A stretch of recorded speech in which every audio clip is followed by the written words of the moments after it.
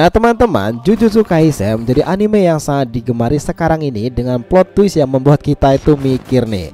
Hal ini wajar, mereka tuh masuk dalam film terlaris di Jepang. Dan sekarang ini season keduanya itu sudah rilis lagi teman-teman, dimana pertempuran mereka tuh sampai episode 4 pun gila badasnya. Video ini adalah awalan yang pas untuk kamu yang ingin mengetahui lebih lanjut Jujutsu Kaisen secara mendasar dan bagaimana hal wajib yang harus diketahui agar tidak bingung mengikutinya. Yang jelas nih, informasi ini akan sangat penting untuk memahami Jujutsu Kaisen main utamanya, klan terkuat, 3 entitas legendaris, para tokoh penyihir terkuat yang dikemas menarik nih di season pertama, season kedua, dan juga movie Zero-nya lebih lanjut. Bagaimana para tokoh itu memiliki berbagai macam teknik kutukan dan bagaimana ada orang-orang spesial dalam kisah ceritanya yang membuat kita mendapati decak kagum. So let's go boys, kita akan bahas lebih detail mulai dari sini.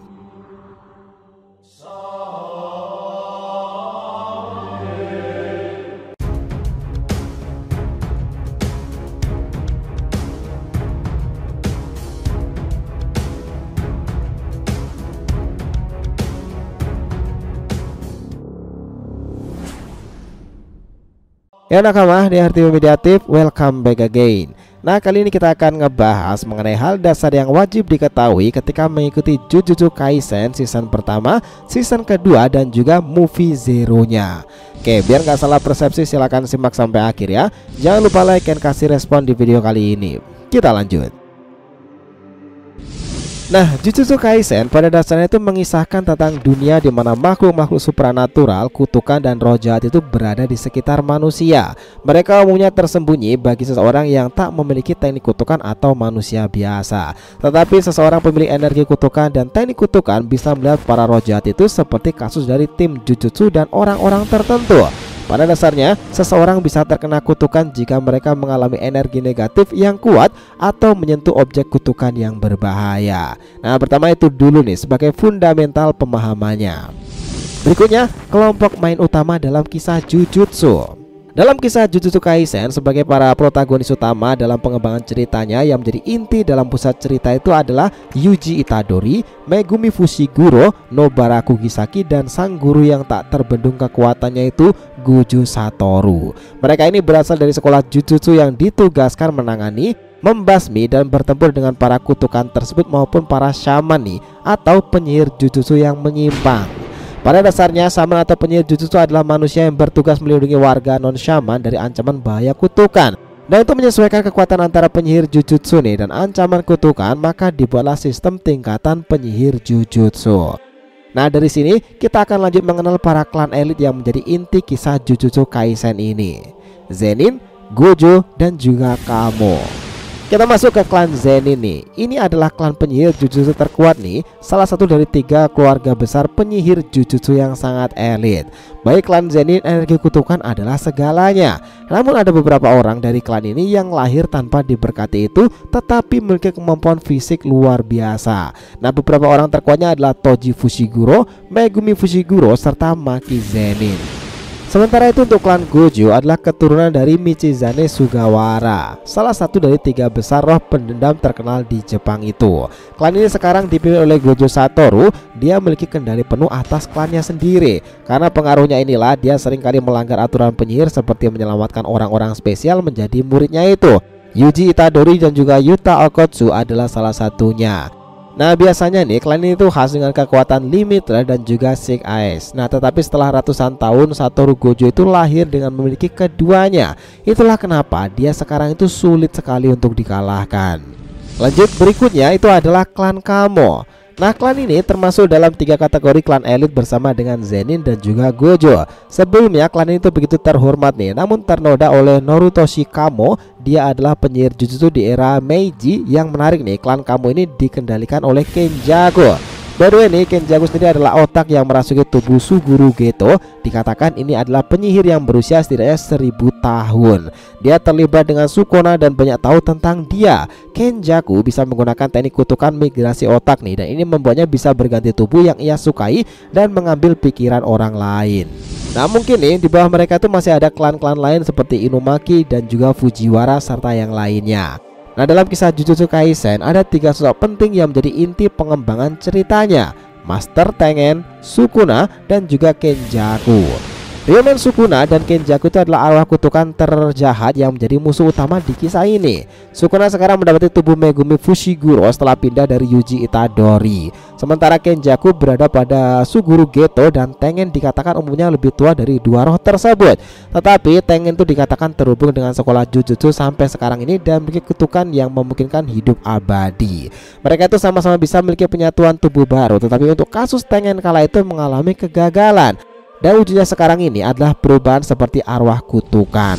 Lalu sekarang dari semua informasi ini, siapa nih kira-kira para shaman dan orang-orang spesial yang memiliki karakter kuat dalam kisah Jujutsu Kaisen sendiri? Oke, mungkin akan ada banyak daftarnya nih, tetapi ini diantaranya versi kami: Satoru Gojo, Suguru Geto, Yuji Itadori, Megumi Fushiguro, Nobara Kushigaki, Maki Zenin, Inumaki Toge, Panda, Yuta Okutsu, Choso, Toji Fushiguro, Kokuchi Muta, dan masih banyak lagi. Nah, dari sini nih kita perlebar lagi sebelum masuki pra-seasonnya. Kita wajib mengetahui tentang apa itu energi kutukan, teknik kutukan, dan juga perluasan domain bagi tiap karakter yang bergelar para orang-orang spesial. Karena dalam kisahnya itu ada berbagai makhluk kutukan dan juga penyihir Jujutsu yang menggunakan kemampuan ini untuk melawan teknik kutukan lain. Hingga nih di tahap paling fenomenal itu adalah perluasan domain. Kita mulai dari energi kutukan nih. Kekuatan ini digunakan oleh makhluk kutukan atau penyihir Jujutsu untuk melakukan serangan menggunakan teknik kutukan. Energi kutukan ini terbentuk dari emosi negatif, trauma, kebencian pada seseorang, dan ini menyimpan kebencian yang kuat sehingga energi kutukan itu akan terakumulasi dalam diri dan tubuh mereka. Nah, berlanjut ke teknik kutukan. Teknik kutukan ini adalah kemampuan khusus yang digunakan penyihir Jujutsu dalam pertarungan melawan makhluk kutukan. Setiap shaman memiliki teknik kutukan yang unik nih, tergantung bakal dan juga pelatihan mereka. Ini mencakup serangan fisik, manipulasi energi kutukan, dan pengguna senjata kutukan. Dan yang terakhir paling tinggi itu adalah perluasan domain. Domain expansion memang mempesona nih. Ini adalah teknik kutukan tingkat tinggi yang hanya digunakan oleh penyihir Jujutsu yang sangat mahir. Domain khusus pengguna ini bisa mendominasi lingkungan sekitar dan mengubahnya menjadi kenyataan di dalamnya.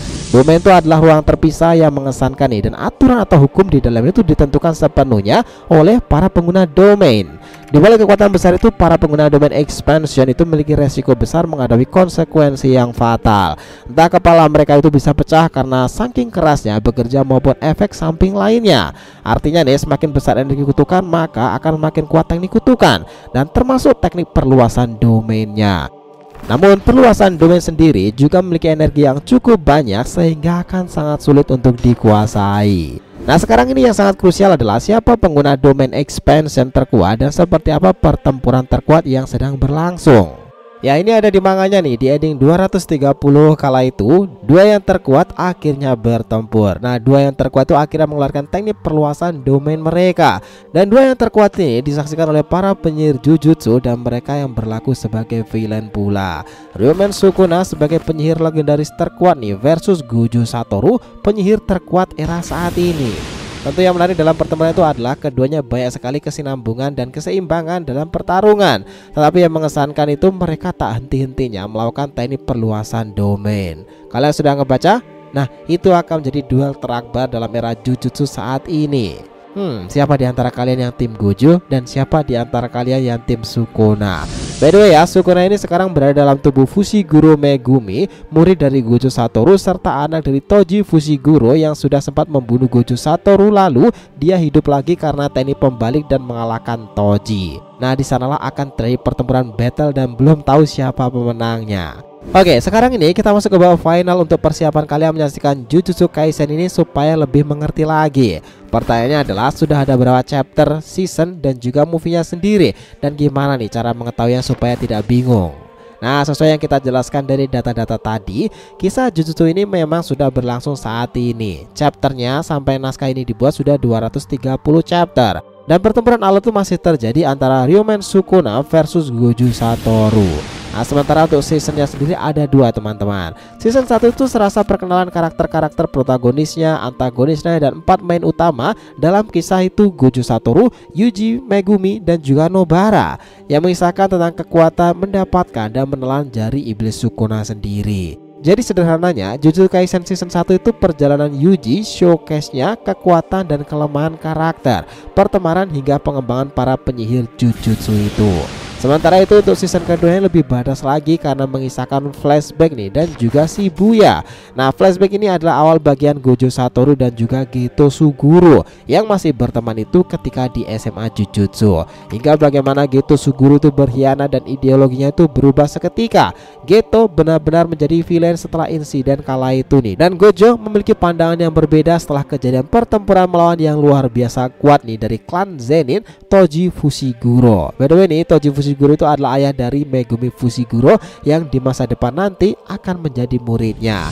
Selain itu untuk movie Zero-nya sendiri adalah kisah tentang penemuan Gojo Satoru tentang seseorang yang mirip Yuji Itadori, tetapi lebih istimewa lagi dan lebih dahulu. Dia adalah si introvert Yuta Okutsuni. Yuta itu adalah salah satu shaman spesial pada nantinya bersama Gojo dan juga Geto. Yuta Okutsu adalah seorang siswa sekolah menengah yang mengalami tragedi besar dalam hidupnya. Dia kehilangan teman dekatnya, Rika Orimoto. Sejak saat itulah dia telah dihantui oleh roh kutukan yang sangat kuat. Rika adalah roh kutukan yang menyatu dengan Yuta, memberinya kekuatan yang mengerikan, tetapi juga mengancam untuk mengambil alih kendali atas dirinya. Nah, informasi pula nih bahwa Yuta itu satu klan dengan Gojo Satoru, dan Yuta ini bisa menggunakan teknik pembalik seperti halnya Gojo. Tetapi untuk serangan api yang terbakar, Yuta belum bisa untuk melakukannya. Nah, battle ini diperlihatkan orang yang luar biasa membunuh dan melukai Geto adalah Yuta. Dan kenapa Yuta dalam season 1 kala itu belum muncul? Nah, jawabannya dikatakan dia itu sedang berlatih di Afrika sana dengan penyihir Jujutsu lain yang kala itu dihadapi oleh gurunya Gojo Satoru. Dan baru masuk ke season keduanya ini, dan pertengahan manganya dia kembali muncul orang yang dianggap satu level atau setara dengan gurunya Gojo Satoru.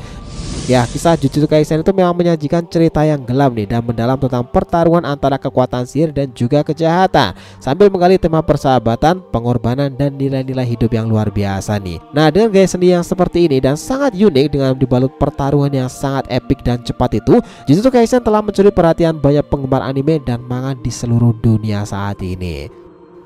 Gimana menurut kalian? Setelah tadi pembahasan kita mengenai hal dasar yang wajib diketahui ketika mengikuti Jujutsu Kaisen season pertama, season kedua, dan juga movie Zero-nya. Thanks a lot guys telah menonton video ini, and we'll be come back again.